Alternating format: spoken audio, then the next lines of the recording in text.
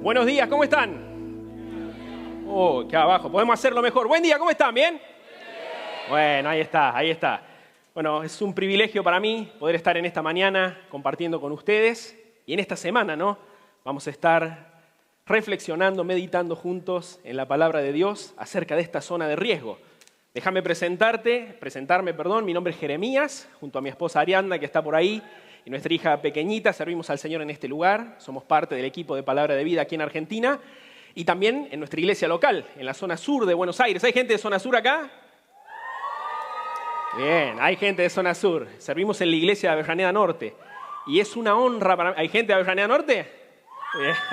Muy bien, ahí están los chicos de nuestra iglesia. Y es una honra para mí tener la posibilidad de compartir en esta mañana. Desde el momento en el que supe que iba a estar compartiendo con ustedes esta semana, elevé al Señor una oración muy simple. Que el Señor use esta semana para transformar tu vida de la misma manera que usó una semana como esta para transformar la mía. Llegué al campamento de Palabra de Vida hace 21 años atrás, en enero del 2004. La mayoría de ustedes, los acampantes, no habían nacido aún. Bueno, puede haber alguna excepcionalidad, pero la mayoría no había nacido. Es más, me animaría a decir que gran parte de los consejeros no había nacido todavía cuando vine por primera vez a este campamento. Y el Señor usó este lugar.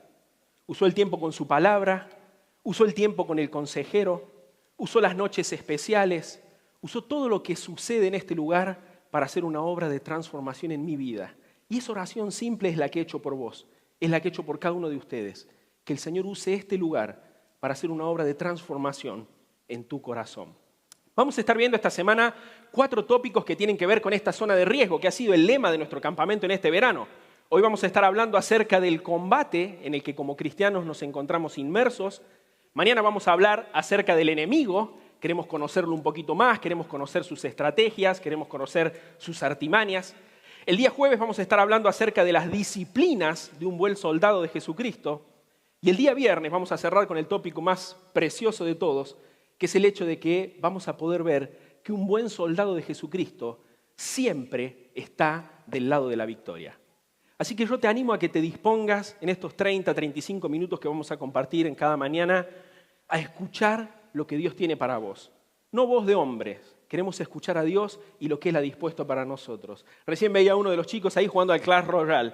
Yo lo juego también, si querés después lo jugamos juntos. Pero en estos 35 minutos te animo a que prestes atención a lo que Dios quiere decirte. Vamos a orar en esta mañana, dejamos este tiempo en las manos de Dios y comenzamos.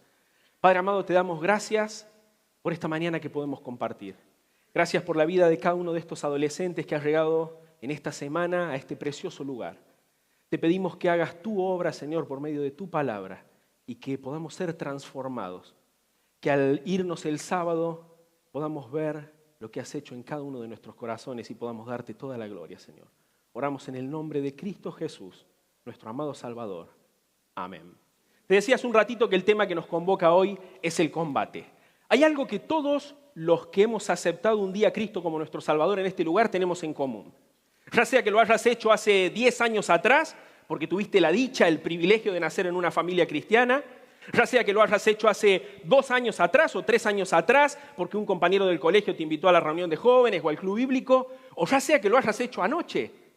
Quizás alguien te subió un micro ayer, como decía Sergio anoche, vendió empanadas para poder traerte y anoche fue la noche gloriosa que transformó tu eternidad, que te encontraste con Jesucristo. Cualquiera sea el caso, vos y yo tenemos algo en común. Y todos los que hemos aceptado a Jesús, y es el hecho de que hemos sido hechos hijos de Dios. Hemos adquirido un derecho, somos llamados hijos de Dios y es una posición que no se puede perder. Nuestra realidad espiritual ha cambiado. Pablo dice en Colosenses capítulo 3, versículo 13, que cuando esto sucede, pasamos de muerte a vida. Él nos traslada de la potestad de las tinieblas al reino de su amado Hijo. Es decir, nuestra realidad espiritual cambia. Ahora, quiero decirte una mala noticia quizás empezando en esta mañana. El hecho de que hayamos sido librados de la potestad de las tinieblas y trasladados al reino de su amado Hijo, no quiere decir que este reino de tinieblas haya dejado de existir. De hecho, lo otro que tenemos en común por ser hijos de Dios es el enemigo de nuestras almas. No queremos detenernos hoy ahí porque de Satanás vamos a hablar mañana, pero Satanás no opera solo. Él está constantemente trabajando con sus huestes, operando en esta zona de riesgo para hacernos caer de cuanta manera sea posible. Y hoy nos vamos a centrar en eso, en la zona de riesgo. El versículo que les compartí, que ustedes estuvieron hoy viendo en la hora silenciosa con sus consejeros, describe justamente la esencia de esta lucha. ¿Qué características tiene esta lucha? Dice el apóstol Pablo en Efesios capítulo 6, versículo 12, que nuestra lucha, la lucha del creyente, tened presente que él ahí en el contexto está hablando acerca de la armadura, de los recursos divinos que tenemos. Él dice que nuestra lucha no es contra seres humanos. La lucha que nosotros tenemos es contra poderes, contra autoridades, contra potestades, y escucha bien, que dominan este mundo de tinieblas. Y me encanta cómo lo define esta versión actual, que se parece un poquito más a la forma en la que vos y yo hablamos. Dice, son fuerzas espirituales malignas en las regiones celestiales. Así que aunque hemos sido sacados, la zona de riesgo sigue existiendo. Y ahí tenés a Satanás y tenés a todas sus huestes junto a él, librando contra nosotros una batalla que ustedes aprendieron en esta mañana, que no es una batalla física, sino que es una batalla de tipo espiritual. El mismo apóstol Pablo dice en 2 Corintios capítulo 10, versículo 4, que las armas de nuestra milicia, es decir, las armas con las que tenemos que ir a esta guerra, no son carnales. Es decir, no son armas físicas, chicos. Esta no es una guerra que se libra con drones como las guerras de ahora, ni con misiles balísticos. Dice que esta guerra se lucha con armas espirituales, que son poderosas en Dios, ¿sabes para qué? Para la destrucción de fortalezas. Así que, aunque no estemos acostumbrados a pensar en esto, aunque quizás no te despiertes todos los lunes con esto en mente, ni lo pienses los miércoles a la tarde cuando estás en educación física, ni cuando estás en el club, si sos un hijo de Dios, vos y yo compartimos una realidad. Y es el hecho de que constantemente en la zona de riesgo estamos siendo atacados. Estamos en una guerra. Lo busquemos o no, lo deseemos o no, seamos o no conscientes de que está sucediendo, la palabra de Dios dice que esa es nuestra realidad espiritual. Ahora hay algo interesante en cuanto a las guerras. Siempre me han llamado la atención. A mí me gusta mucho la geografía y puntualmente uno de sus campos, que es la geopolítica. La geopolítica estudia muchas cosas o analiza muchas cosas, entre ellas principalmente los conflictos bélicos. Hay algo muy interesante respecto de las guerras. Cuando hablamos de conflictos bélicos estamos hablando acerca de las guerras. Las guerras surgen o se generan por dos razones, o pueden generarse de dos formas. Ya sea que, la primera de ellas, los dos bandos quieran ir a la guerra, que digamos es un caso justo. Esto generalmente sucede cuando hay un territorio en disputa, un mar en disputa. Los dos países deciden ir a la guerra. Pero hay otro caso que en lo personal pienso que es el más injusto, el más cruel, que es cuando solamente una de las partes decide ir a la guerra y la otra es atacada injustamente. Cuando esto sucede, la nación que es atacada tiene dos opciones. O bien defiende su territorio y todo aquello que considera valioso, o tiene que disponerse a ser derrotada. Si esa nación considera que su territorio, que su soberanía, que sus valores, que su cultura, que sus costumbres son dignas, entonces pelear no es una opción, es una necesidad. ¿Sabes que hubo un momento de la historia en el que esto sucedió? 1940 es el año. ¿Alguno de acá le gusta la historia? A ver, arriba las manos a los que les gusta la historia. Esto lo tienen que haber visto en la escuela secundaria. Yo me dedico a la educación, así que quizás no lo recordás de la escuela secundaria, pero te gusta la historia, viste algún documental. Año 1940, ¿qué está sucediendo en el mundo? Segunda Guerra Mundial. La Alemania nazi está avanzando por toda Europa. Ya ha ocupado Polonia, ya ha invadido Dinamarca, los Países Bajos, Bélgica, París está a punto de caer, Francia, y la amenaza de invasión nazi en Inglaterra era inminente. Y en ese momento el primer ministro británico, que sería el equivalente a nuestro presidente, Winston Churchill, pronuncia un discurso que es quizás el discurso de un político más conocido en la historia de la humanidad. Él dice estas palabras: que vengan los nazis, lucharemos en las playas, lucharemos en los campos y en las calles, lucharemos en las colinas, nunca nos rendiremos.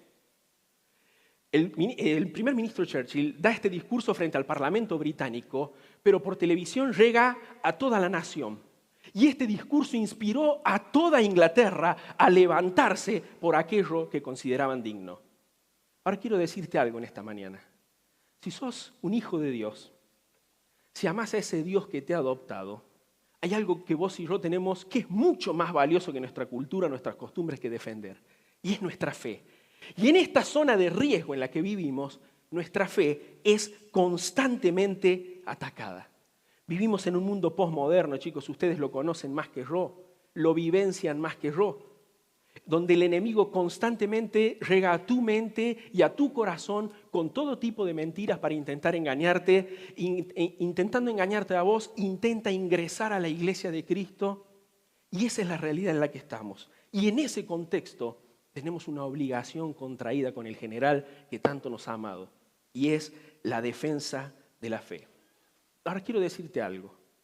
Esto no es algo nuevo. Esto forma parte de las estrategias clásicas del enemigo, de las estrategias históricas de Satanás. En el Nuevo Testamento hay una epístola que nosotros no estamos muy acostumbrados a visitar, que está ahí al final de la Biblia, pegadita a Apocalipsis, que habla justamente de esto, de defender nuestra fe. Y ese es el pasaje que vamos a estar viendo en esta mañana. Mira lo que dice Judas, capítulo 1, versículos 3 y 4. Amados, por la gran solicitud que tenía de escribirles acerca de nuestra común salvación, me ha sido necesario escribirles exhortándoles, y escucha esta expresión, a que contiendan ardientemente por la fe que ha sido una vez dada a los santos. ¿Por qué? ¿En dónde reside la preocupación? Porque algunos hombres, dice Judas, han entrado encubiertamente, los que desde antes habían sido destinados para esta condenación, hombres impíos que convierten en libertinaje la gracia de nuestro Dios, y de esta forma, con su conducta, ese es un agregado mío, la palabra de Dios dice, y niegan a Dios, el único soberano, y a nuestro Señor Jesucristo. ¿Te das cuenta? No es una estrategia nueva de Satanás, es una estrategia histórica. Ahora, para entender este pasaje, tenemos que conocer un poquito el contexto para llegar a dimensionarlo y después hacer una aplicación a nuestras vidas que vivimos mucho tiempo después. ¿Quién es este Judas que está escribiendo? Bueno, lo primero que tenés que saber es quién no es. No es Iscariotes, no es Judas el que traicionó al Señor quien está escribiendo aquí. La mayoría de los estudiosos de la Biblia coinciden en que el Judas que escribe esta carta es el medio hermano menor del Señor Jesucristo. ¿De dónde lo deducen? Bueno, los evangelios dan varias referencias acerca de medios hermanos que el Señor Jesús tuvo, entre ellos Jacobo y Judas. Cuando el Señor, te decía, no es Judas Iscariote, es Judas el medio hermano de Jesús. ¿Por qué no nos la hace fácil y se presenta como el medio hermano de Jesús? Bueno, ahí hay un tesoro precioso para nosotros. Juan capítulo 7, versículo 5, dice que cuando Jesús comenzó su ministerio, ni aún sus hermanos creían en él. Y Judas era uno de estos hermanos. Entonces los estudiosos coinciden en que quizás él no se sentiría digno de firmar de esta forma. Entonces por eso firma, ¿sabes cómo? Como un siervo de Jesucristo, hermano de Jacobo. Así comienza la carta. Y es un gran aprendizaje para nosotros, porque nos enseña, chicos, que más allá de nuestra posición, más allá de los dones que Dios nos haya dado, más allá del ministerio en el que estemos, más allá del impacto que podamos tener, nuestra mayor aspiración, y además la única recta delante de Dios, es llegar a ser siervos del Señor Jesucristo. Ahí está escribiendo Judas, y él les dice, la idea inicial era escribirles por otra cosa. Les iba a escribir por nuestra común salvación. Es decir, él iba a escribir por cuestiones doctrinales, pero él llega al conocimiento de que algo está sucediendo entre el pueblo de Dios y necesita atacarlo. Por eso su tono cambia drásticamente. Él reconoce una amenaza espiritual. Él ve que el pueblo de Dios está en peligro y al ver ese peligro les va a escribir de otra cosa. ¿De qué les va a escribir? Bueno, él sabía que el error generalizado conducía a la incredulidad. Esto era algo que le había pasado a él mismo. Muy probablemente él había descreído de Jesús porque la mayoría de la gente descreía de Jesús. Entonces él sabía que el error generalizado conducía a la incredulidad. De ahí que para él era importantísimo defender la verdad. De ahí que para él era una necesidad y no una opción. Y por eso él va a alertar acerca de líderes que aparentaban ser cristianos, que tenían apariencia de hijos de Dios, pero que rechazaban a Dios, a su verdad, y que vivían vidas completamente libertinas. Y el primer llamado que Judas hace es un llamado para vos y para mí también en esta mañana. Es un llamado a defender la verdad. Él estaba presionado. Cuando él les dice, me ha sido necesario escribirles, también se puede traducir como me siento presionado. Es tanto lo que les amo, es tanto lo que amo al pueblo de Dios, es tanto lo que amo a la verdad de Dios, que me siento presionado a escribir sobre esto. Y les dice que defiendan, que contiendan ardientemente por la fe dada una vez a los santos. Me encantó cuando estaba estudiando todo lo que el verbo en el original implica. Yo quiero hacer una aclaración inicial. Yo no hablo griego. Los chicos de mi iglesia, los adolescentes, sí. De hecho, ellos tienen que hablar griego para poder entrar al grupo. Mentira, nada. Pero me encantó la expresión, esa epagonisomai, cuando les dice que contiendan ardientemente por la fe.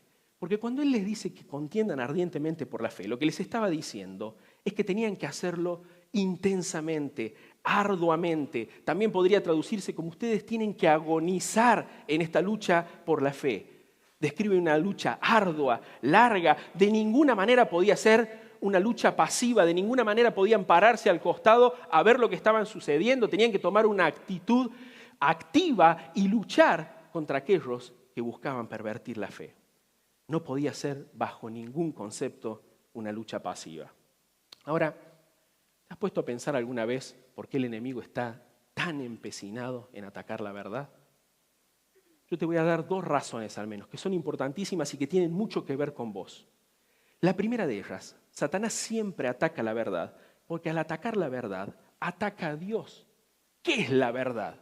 La verdad es todo aquello que es coherente con la voluntad de Dios, con el carácter de Dios, con los designios de Dios, con la persona de Dios. Eso es la verdad. Entonces, al atacar la verdad, Satanás está atacando a Dios mismo. Todo lo que está alineado con Dios es la verdad. Ahora, no solamente ataca la verdad porque al hacerlo ataca a Dios, sino que además ataca la verdad porque es lo único, y escúchame bien, es lo único que puede hacer libre a un hombre. Juan capítulo 8, verso 32 dice que conocerán la verdad y la verdad los hará libres.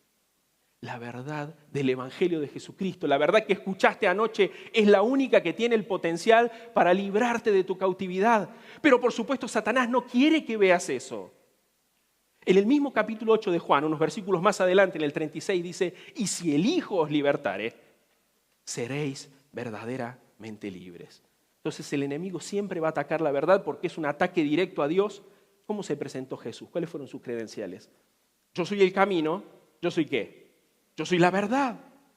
Entonces es un ataque directo a Dios y es un ataque directo a esa verdad, que es lo único que puede hacerte libre. ¿Te das cuenta? Esa es la razón por la que nuestra fe está constantemente bajo ataque. Cuando miramos en la actualidad los ataques a nuestra fe, vamos a encontrar 2 tipos de ataques.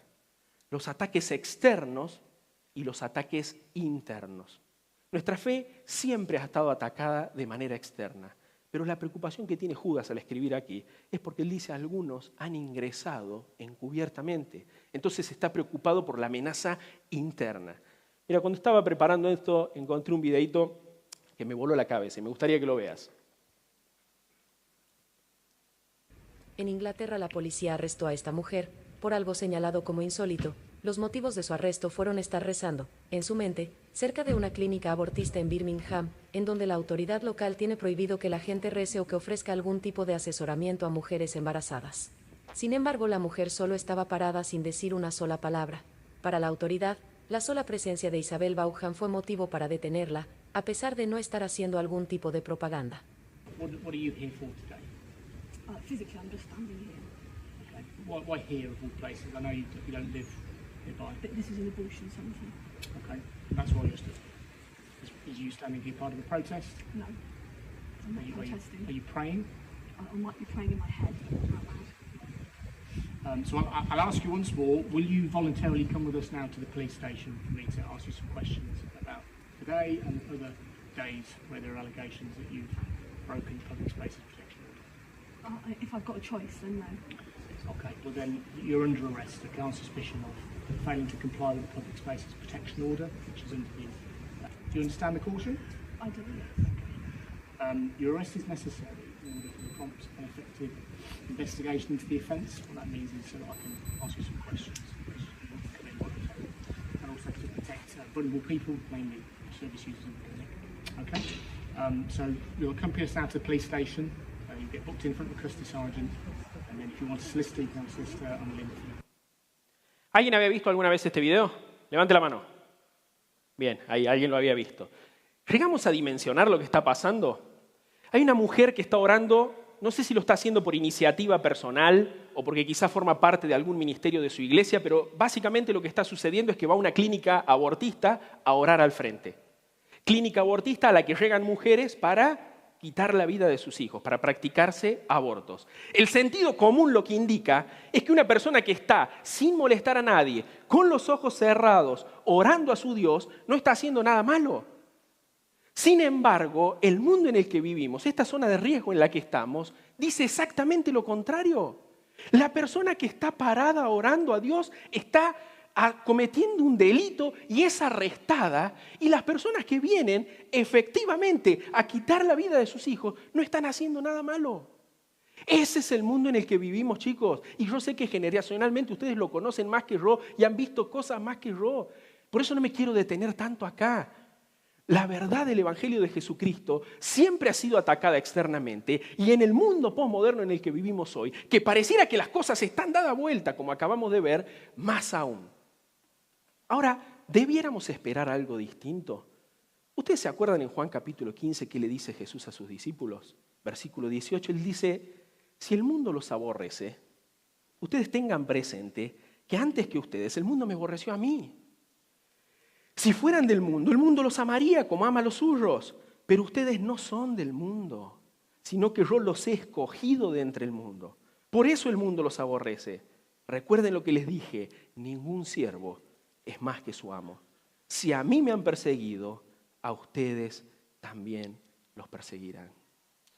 Como hijos de Dios, amantes de la verdad, defensores de la verdad, externamente, en el mundo secular, en tu escuela, en la universidad, en el club, no debieras esperar otra cosa que no sea un ataque a la verdad. Ahora, lo que a Judas lo desvela no es lo que está pasando desde afuera. Él está muy preocupado por lo que está sucediendo adentro. Su preocupación son los ataques internos. Y cuando pensamos en la iglesia de Dios hoy, cuando pensamos en el pueblo de Dios hoy, vaya si tenemos cosas de qué preocuparnos. Tenemos que coincidir, chicos, que vivimos en la era en la que quizás como nunca antes, las filosofías de este mundo, los engaños del enemigo, se han introducido en la iglesia, han ido haciendo mella y a veces sin que siquiera nos demos cuenta. Mira, yo traje 2 diapositivas, 2 noticias que encontré que me llamaron muchísimo la atención. La primera de ellas, mira lo que dice, Estados Unidos. Para los que no saben, la iglesia presbiteriana es una iglesia con siglos de tradición en Estados Unidos y en el mundo entero. La iglesia presbiteriana aprueba matrimonio gay. Por amor al tiempo leo solo el final, porque si no, no llego. Dice, de esta manera la iglesia presbiteriana se ha convertido en el grupo protestante más grande de los Estados Unidos en reconocer el matrimonio gay. ¿Te das cuenta? La filosofía del mundo, ya no tanto las presiones externas, sino la filosofía del mundo adentro de la iglesia. Para no irnos tan lejos, te traigo algo de Argentina. Página 12, ese es un diario de nuestro país. Cristianas y cristianos por el aborto legal. ¿Sabías que hay un colectivo de cristianos por el aborto legal? Dice que ellos consideran que se trata de una cuestión de salud pública y por lo tanto el Estado debe intervenir garantizando los derechos de las personas gestantes. Mira, yo no sé qué tan de cerca te toque esto, pero déjame decirte qué de cerca me toca a mí. Tuve hermanos que sirvieron por años a la par nuestra, que los vimos amar a los adolescentes como vos, que los vimos vender cosas para traerlos a campamentos, que los vimos ser generosos. Y cuando sucedió lo que sucedió en Argentina con el aborto, casi sin darse cuenta, estaban defendiendo una postura como esta. Y hoy son la historia de gente que algún día sirvió a Dios con pasión y que hoy está lejos de Él. ¿Por qué? Porque esta zona de riesgo que constantemente nos presiona no fueron inteligentes, no fueron sabios, no fueron santos e hizo mella en ellos. Decime si no te pasó alguna vez que ves a un amigo de la iglesia o alguien que conociste en un campamento y decís, bro, pero vos no eras cristiano. y lo ves de pronto haciendo cosas que no se condicen con lo que un cristiano debiera hacer. Y se ve más o menos así. El cristiano y el no cristiano exactamente de la misma forma. Ahora, quiero decirte algo. Esto es muy fácil detectarlo en otros, pero no es tan fácil verlo en nosotros mismos. Somos muy rápidos para detectar esta realidad en el que nos rodea, pero no somos tan rápidos para detectarla en nosotros. Y formamos parte de una generación que pretende en esta zona de riesgo, que está diseñada por el maligno para destruirte, vivir un cristianismo lleno de concesiones, bajo premisas como Dios es amor, al final de todo va a estar bien, Dios no me juzga. Una que escuché hace poquito de un joven que me sorprendió, eso en realidad fue escrito para otro contexto. Esa es una nueva, yo no estaba preparado para esa. Esa en realidad fue escrito para otro contexto, no es para ahora. Y bajo esas premisas vamos viviendo un cristianismo que no difiere mucho de la forma en la que viven aquellos que no conocen a Dios. Déjame decirte algo. La batalla en la que vos y yo estamos, la batalla espiritual en la que nos encontramos, es imposible ser conquistada sin determinación. Y eso es lo que Judas nos va a recordar, y por eso nos dice, este es un asunto que no puede ser tomado a la ligera. Esta es una causa que tiene que ser defendida con valentía. Y en esencia es lo mismo que el apóstol Pablo le dice a los filipenses ahí en el capítulo 1, verso 27. Y me encanta, porque hace un anclaje entre el comportamiento y la defensa de la fe. Y hoy vamos a terminar hablando de eso, porque también vivimos en una generación que defiende mucho así, pero que los pies dicen otra cosa. Dice Filipenses 1:27, pase lo que pase, compórtense de una manera digna del Evangelio de Cristo. De este modo, ya sea que yo vaya a verlos o que estando ausente solo tenga noticia de ustedes, escuché esta expresión, sabré que siguen firmes en un mismo propósito, luchando unánimes por la fe del Evangelio. Firmes en un propósito, luchando por la fe del Evangelio, respaldado por una vida que agrada a Dios. Chicos, en la zona de riesgo, defender la fe jamás puede ser opcional. Es una obligación cristiana, contraída con el general que nos tomó por soldados. Y lo es solo por el hecho de que Él es digno. Él es digno de tus esfuerzos. Él es digno de tu santidad, porque lo dio todo por vos y por mí. Ahora, Judas va a hacer no solo un llamado a defender la fe, sino también un llamado a detectar las sutilezas del enemigo. Él va a decir, algunos hombres han entrado encubiertamente. Estos son hombres impíos. La idea en el original ahí también podría traducirse a nuestro español como algunos hombres han ingresado clandestinamente. Han ingresado de una forma en la que ustedes ni siquiera los han visto venir. Es decir, su peligro residía justamente en la sutileza con la cual se manejaban. Y ahí tenés un principio para vos siendo un adolescente.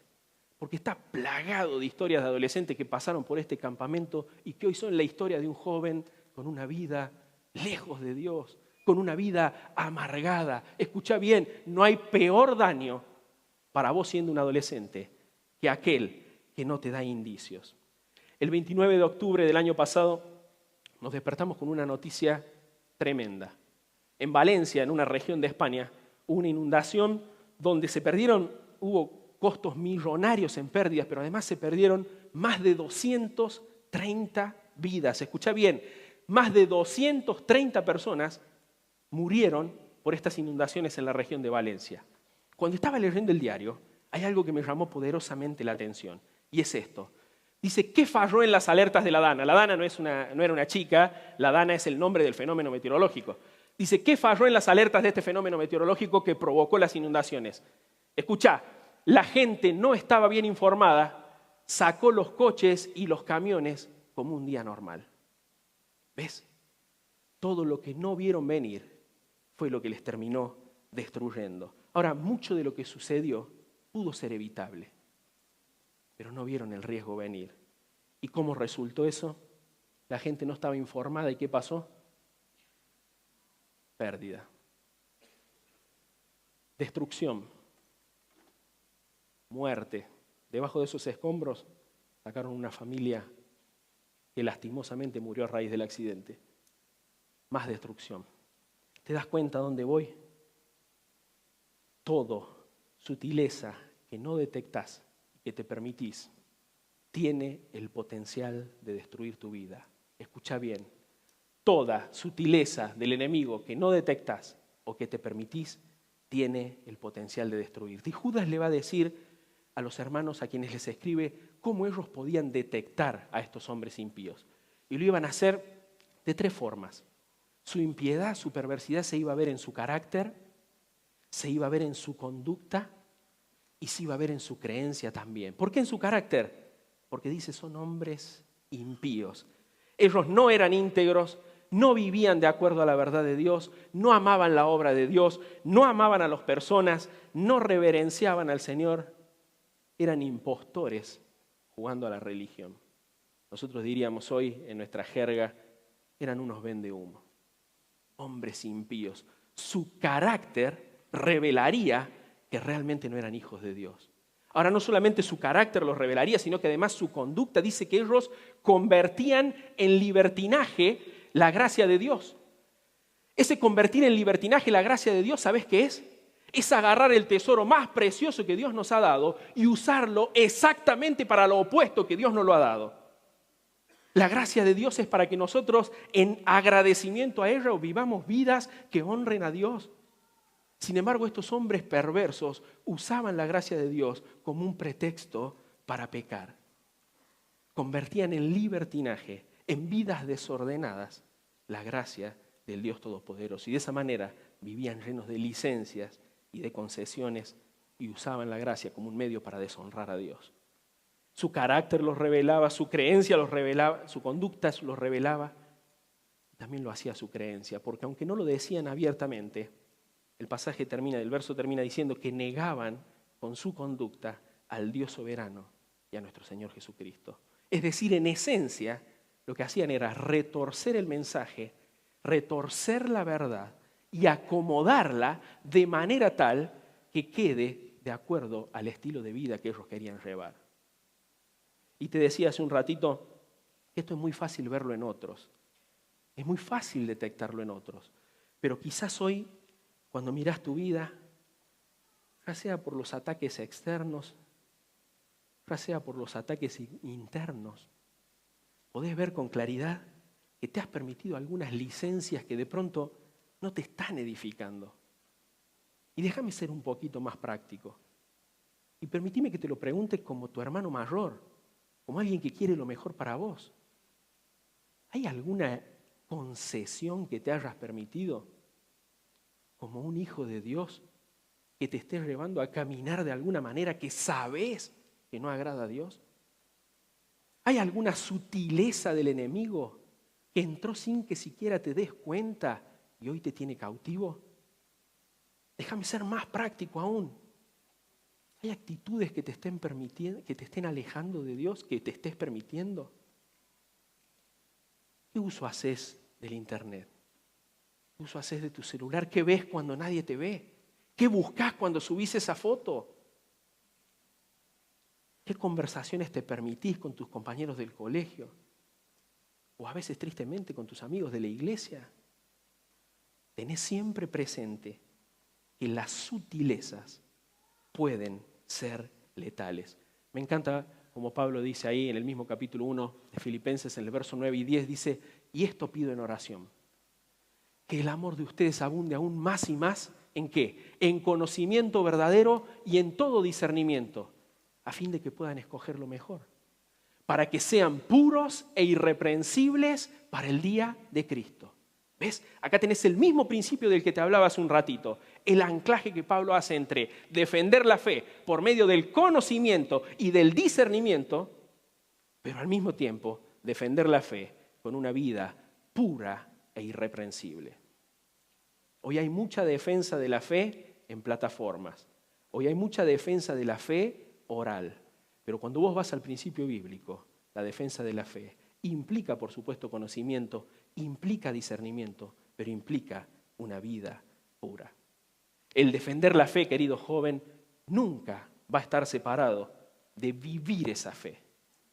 No existe tal cosa como defender la fe con palabras y no hacerlo con acciones. Un estudioso de la Biblia, William MacDonald, dijo lo siguiente: defender la fe incluye tanto proteger la verdad doctrinal, es una de las partes, como vivir en obediencia a ella. Escucha bien, la vida de un cristiano es su mejor defensa de la fe. Se dice de Mahatma Gandhi, quizás alguna vez escuchaste de él, fue quizás el actor político más importante en la liberación de la India del Reino Unido. Una vez le estaban haciendo una especie de entrevista a Mahatma Gandhi y le preguntaron si él creía en Dios o si creía en alguna religión. ¿Sabes cómo respondió él? De todos los sistemas religiosos que conocí, el que más me convenció fue el cristianismo. Y él termina diciendo esto: hubiese sido cristiano si no fuera por los cristianos que conocí. ¡Wow! Le convenció racionalmente, pero la vida de los cristianos que tenía cerca lo alejaron del Evangelio. ¿Es esto posible? Por supuesto que sí. El Evangelio de Cristo es completo. Vos y yo no agregamos absolutamente nada. Pero Pablo, cuando le escribe a Tito ahí en el capítulo 2, viene hablando de las buenas acciones y dice que nuestra vida debe adornar el Evangelio. Dice que nuestra vida, otra versión lo plantea de esta forma, tiene que hacer atractivo el Evangelio. Es decir, que en vos y yo hay un poder para acercar a las personas al Evangelio de Jesucristo o para repeler a las personas del Evangelio de Jesucristo. Hubiese sido cristiano si no fuera por los cristianos que conocí. ¿Qué dice tu vida acerca de tu fe? ¿Sabes cuándo van a creer aquellos que en la zona de riesgo atacan tu fe? Cuando vean que sos un joven distinto. Cuando vean que lo que te distingue no es solamente un conjunto de creencias, sino que sos alguien que está dispuesto, por amor a esa verdad, a renunciar a lo que ningún pibe, ninguna piba de 16 años quiere renunciar. Defender la fe es defender la fe, pero también es defender la fe. Oramos. Padre amado, gracias te damos por esta mañana. Gracias por poder meditar en tu palabra acerca de los peligros a los que nos enfrentamos en esta zona de riesgo, Señor. Gracias por tener la posibilidad de ver que tu verdad es un tesoro valioso, que es digno de ser defendido porque tú eres digno, Señor. Que podamos siempre hacerlo, Señor, detectando las sutilezas del enemigo, de manera tal que aquellos que nos rodean puedan llegar a conocerte. Gracias por esta hermosa semana de campamento. Gracias por cada uno de los adolescentes que hoy están aquí. Agradecemos todo en el nombre de Cristo Jesús. Amén.